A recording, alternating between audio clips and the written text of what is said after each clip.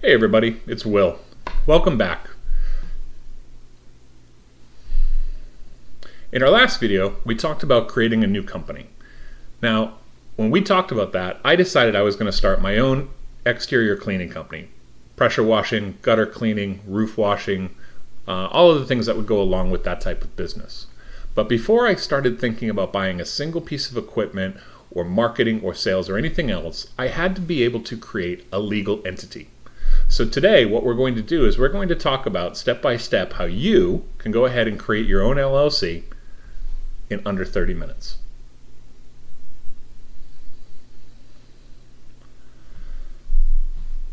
Why am I making this video? Well, it's simple. When I went ahead and did all of my own research, most people would say, hey, if you're going to start a new company, create an LLC, and they would give you the reasons why.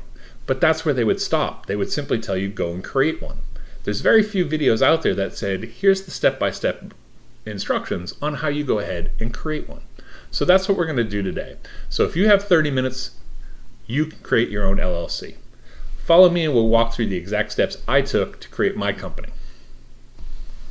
Hey, if you're new here, thanks for joining. The reason we're going through this is because I've recently started this series where I'm reinventing myself at the age of 53. And part of that process was to create a new company that I could eventually replace my full-time corporate job with and allow myself more time with my family. If you'd like to see how we came up with either the decision on how to create a pressure washing company or some of the other things that I'm doing to reinvent my life, go ahead and check it out up here. For those of you returning, thanks a lot. Your support really means a lot to me. Now, some of you might be wondering why pressure washing. Well, we went through it in another video, but the long and short of it is the capital costs to start up a pressure washing company are relatively low compared to a lot of other businesses you can create. I didn't want to do something that was completely and totally online. I wanted something that was physical, was local, and that I could do the marketing and control more of my schedule here in my local area. Aside from just the capital costs, one of the most important things to me was being able to control my schedule. Pressure washing allows me to accept new clients, new jobs, and potentially new revenue streams, but I get to control when they happen. Since I have a 9-to-5 job, this allows me to do my scheduling after work, on the weekends, other times when it's convenient for me without interfering with that 9-to-5, so that I can continue to grow the business without putting everything at risk by quitting my job right away and being forced to try and make this work within a month. Now, there are a lot of options when it comes to creating a business entity. We have corporations, and those break down into S-type corporations and C-type corporations. I'm not going to go into all the details of all of these different entities, but I'll give you a basic high-level understanding of what they are. Corporations are far more structured organizations that are owned by members. They issue stock, and the stock owners of those corporations own the company or run the company. They have a far more rigid tax structure. They have more regulations when it comes to the federal government and how the taxes work. They also have tax implications when it comes to how you pay yourself or how you pay your employees. The next is sole proprietorship. Sole proprietorship is probably the most basic thing you could do. You could start a lemonade stand tomorrow, start selling, and you're a sole proprietor. These are easy enough to file, but there's a problem with them. Everything that the company is what you are. Everything you are is what the company is. There's no distinction legally between your lemonade stand and you. A limited liability company, an LLC, however, as the name would imply, provides liability protection. Now, for me, in a pressure washing company, where I'm going to be on other people's property around one of the biggest investments that they'll ever make in their life, their homes, I wanted to make sure that there was a legal distinction between me as a person and the company that I represent.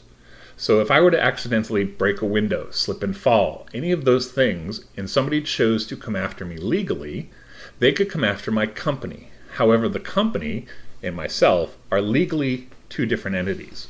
So they would be able to sue the company, but everything that I own personally would be off the table in terms of that litigation. So for the three primary, corporation, LLC, sole proprietorship, LLC made the most sense to me in my particular situation. Now, I'm not a lawyer. I recommend that you talk to your lawyer, to your accountants, to other people that you trust to make sure that you're making the right choices when it comes to creating a business entity. Today, what we're going to do is we're going to talk about the LLC in particular and how I created mine and how you can go ahead and create your own within 30 minutes. Most states charge somewhere between $50 and $200 to register an LLC within that state. The other great thing is that nowadays, most states have some type of online business registration system. Now, me personally, I live in Florida, so that means I have to deal with the Florida Secretary of State. They have an entire online website called Sunbiz that handles all of their business operations. Many states have a similar site. Let's go ahead and take a look at what I had to do to register my company here in the state of Florida. It's going to be a very similar process no matter where you live. Now, even if they don't offer it online, the steps are going to be the same. You'll just simply have to mail in the forms rather than submit them online. Okay, so here we are on the Florida Department of State, which for me is where I would go ahead and I would handle anything that has to do with operations of businesses, whether that would be creating new companies, whether that would be registering new LLCs, doing business as, which is my name of my company could be XYZ Corporation, but I want to do business as, DBA, as Will's Lemonade Stand. And that's how I want things to be able to be a legal name. We could do it as a DBA. We're not going to have to deal with any of that today. We're going to just simply go ahead and say, what would I need to do to create my LLC? So the first thing you would do is you would go ahead and you would make sure that the name that you want is available. So in my state, that means I would come to this site, I would put in my name, and for me it was going to be Lirio.Go, and I'd go ahead and search. Well, there's already a Lirio.Go LLC filed in the state. This is me, so I know that this works. Okay, so now that we have a name that we want to go ahead and use, you'd find a place where you would be able to do starting a business. There are different ways of doing this. Here in Florida, it has it up here. It asks you what type of company you want to start, whether that's an LLC, a profit, a nonprofit, etc. For us, we would say LLC. And it's going to walk you through exactly what you have to do in order to create your LLC. Now, I did want to show, it's not just Florida. I picked a couple of states just off the top of my head. I decided to look at Tennessee. I went to their Secretary of State site. And as you can see, here it is. They have the same thing, file a new business online. You're going to go ahead, search for the entity. Once you've done that, you're going to go ahead and create your account and go through the same steps that we're about to do for Florida. Texas has the same options. They go through something called SOS Direct, which you can go ahead and upload all your files. So back to Florida. When I went ahead and created my LLC, there's something that you're going to have to create that sounds super complicated, but really isn't. And it doesn't matter where you file for this. If it's with Florida, Texas, Tennessee, California, Massachusetts, it doesn't matter. As part of the LLC creation process, you're going to have to create something called Articles of Organization. And all it does is it puts on record who are the people that represent this LLC. If you're a sole member like me, it's just going to be you. If it's you and your wife, it'll be the two of you. If it's you and your partner, the two of you. This simply says who are the people that are responsible for this company. And it'll tell you how it's structured. But it's not as complicated as you think it is. Okay, so I'm going to show you exactly what an Articles of Organization looks like. It is a super simple document. You can use AI to pull one up. You can find plenty of templates online. It only requires a couple of paragraphs. And like I said, its whole thing is to explain to the state who you are and who runs the company. So in this case, we created the name that we wanted to use, Lirio.Go LLC. Check your state for naming conventions. In Florida, if you're an LLC, you must include LLC in the actual name. I can do everything as Lirio.Go, but in the documentation, I have to have LLC. So check in your state if that's a requirement or not. The only things that I've kind of blocked out here is my document number within the state so that you can't see that as much. This tells me who the company is, where is the principal office is located, what's the mailing address. If it's the same, you just duplicate it. Are there any other provisions? Again, this can be as detailed or as not detailed as you want. In this case, it's just generic business purpose. It's perfectly fine. If you have a type of business you're running and you know it, you can put it in here. most general businesses don't require it. Registered agent. The registered agent is, in the state's mind, the official person that is associated with the company. So anytime the state wants to talk to the company, they will talk to this person. Now you'll notice that I use a company for this, and I'll explain why in just a minute. Here's the address for that registered agent. I will say this, most states require that it is a physical address. It cannot be a P.O. box, it cannot be a military posting. It has to be a physical address within the state that you're filing in, with some exceptions. There are some states that don't require that, Delaware, Wyoming, and a few others. But you will have to have a registered agent. It can be you, by the way. You can use your own name and your own address. That's perfectly fine. And then the last article will tell you exactly who is the person or people that are responsible for running this company. So in this case, I'm a member, William Howell, and you'll notice here that it's the same address as my registered agent. And this is why I choose to use registered agents and not my own name and number, or not my own address. This is a public record. If anybody wanted to go online, they can find this. If they happen to know the name of my company, they can get this. It's not a problem. And if I don't use a registered agent, if I use my own address, then my address is now part of that public record. It's just not something I like to do when I have corporations or running businesses and things like that. I want to keep everything as separate as possible. So I pay $50 a year to this registered agent, basically to use their address. So everything that the government sends me goes to this address, and then they forward it to me at my home address. And this keeps my home address out of the public record. So again, this is not something you have to do. Talk to your own lawyers, talk to your own counsel to find out if this is something that makes sense to you. To me, it's worth it $50 a year not to have my address in the public record for my company. It's not even 2 pages worth of documentation. Like I said, you can find a template for this pretty much anywhere online. You can have Claude or some other AI create it for you. That'll all work. Just make sure that it has the appropriate articles. There should be 5 of them. Again, company name, addresses, purpose, registered agent if it's required in your state, and name and addresses of the people who are creating the company. That's the only thing that are required. Okay, so now we're a real company.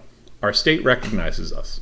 And that's the first step that you always have to accomplish, because in order to do the things that we're about to talk about, you must have a viable, valid company in the state that you're choosing to form in, because that is required. Now, the second part of having a company is that you need, since we are different entities, an LLC is not me, I'm not the LLC, it has to have its own tax identification number. As individuals, we use our social security number. That is our tax identification number as individuals that pay taxes. Companies have what's called a federal employer ID number. EIN is what most people call it. And it's the unique number that the federal government uses when it comes to taxing your company. And I'll be perfectly honest, this is even easier than what we had to do for our state. Now, like we said, our states are going to have varying prices. I think in Florida, my total cost was $125 to file that. It took 4 days for them to return and let me know that they had accepted the application and that my company had been created in terms of the state of Florida. $100 of that was the filing fee. $25 of that was a registered agent fee that I have to put on if it's not me. That's a Florida thing. I don't know if your states will do that. You might want to check. So the total cost to me to form my LLC at this point is $125 in the state of Florida. For me, it was $175 because I chose to hire a company to be my registered agent, but again, not necessary. So what's the next step? Once that's completed and you have your documentation, you can go ahead and go onto the IRS's site and get an employer identification number. This is completely free. This does not cost anything to apply for. And all you need to do is to come to this site. I'll put it down below. Click on apply for an EIN. Begin your application process. And it's just going to walk through everything that you just did. What type of business are you? Who are you individually? They're going to ask you, for your personal details, the addresses, any additional details. And the great thing about this is you don't have to wait. 9 out of 10 times, I won't say every time, because sometimes if names are similar, things like that, they might have to take a day or two to figure it out. But 9 times out of 10, once you finish this, you're going to get a federal employee ID number at the end of this process. And it takes literally 5 minutes, because all the information you're going to need comes from that document that you just created with the state. Once you've completed that process, they're going to allow you to download this file. This is super important because this is what's going to be valuable to you when you have to pay taxes, when you go to create bank accounts, anything you need, you're going to need this federal number. Now, the last part of this from a registration standpoint is you have to look at what's required in your state. For me, for a pressure washing company, there are no state requirements in terms of licensing or any type of other occupational licenses that I would need in order to run this business. I checked that with the state website, but I have to check my local as well. So I come to my local, since I live in Pinellas County, which is on the west coast of Florida, west of Tampa. I had to come in here to find out, are there any specialized licenses I need for my local businesses in order to run locally? Generally, these are going to be what are called sales use taxes, occupational licenses. These are just things that allow you to provide services within a municipality or an area. So we went from our state to create our company, federal to get our tax ID number. Third, I'm checking my local to make sure there are any licenses I need for this. Okay, so again, real quick, what's the formation? We're going to go to our state, whichever state you choose to incorporate in.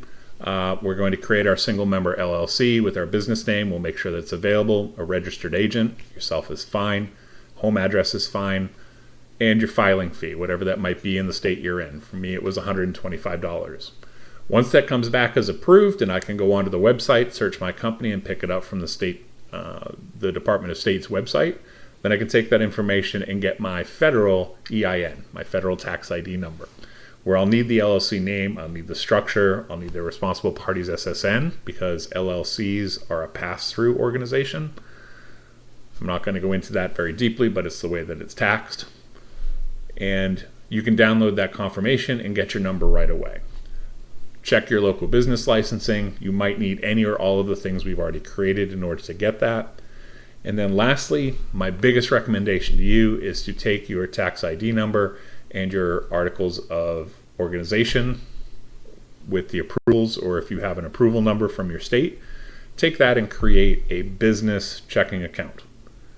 And every major bank will require both of those things. They will require proof that you are registered in the state or a state, and your federal tax ID number. So I would do that as well to make sure that you're keeping your personal and your corporate profits separate. Again, it just makes your tax life a lot easier at the end of the year. It'll make your accountant a lot happier and furthers the separation between you and the entity you create.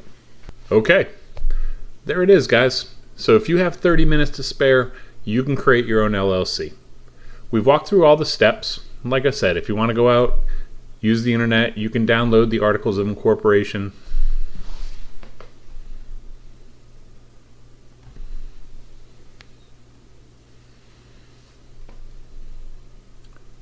Okay, and there we have it. How to create your LLC in less than 30 minutes. Trust me, it'll actually take you less time than it did to watch this video to actually create your LLC. Granted, it'll be spread out over a couple of days, but honestly, it's 10 to 20 minutes of your time. Shouldn't be a problem. As for me, the paperwork's done, the company's created, so what's next? Well, in the next few videos, we'll actually be ordering our equipment, having it delivered to the house, and we're going to be starting to put that together into either the back of my truck or a trailer build, something that I can actually get from here to my clients and begin work. If you've stuck around this long, I really appreciate the time. Do me a favor. In the comments below, tell me what state you're in. Tell me if you've ever formed an LLC in that state, how hard or easy it was for you. And if you have any questions or concerns about the state you're in, drop me a message. I'll be happy to help out. We'll walk through it together. Thanks again. I look forward to seeing you next time.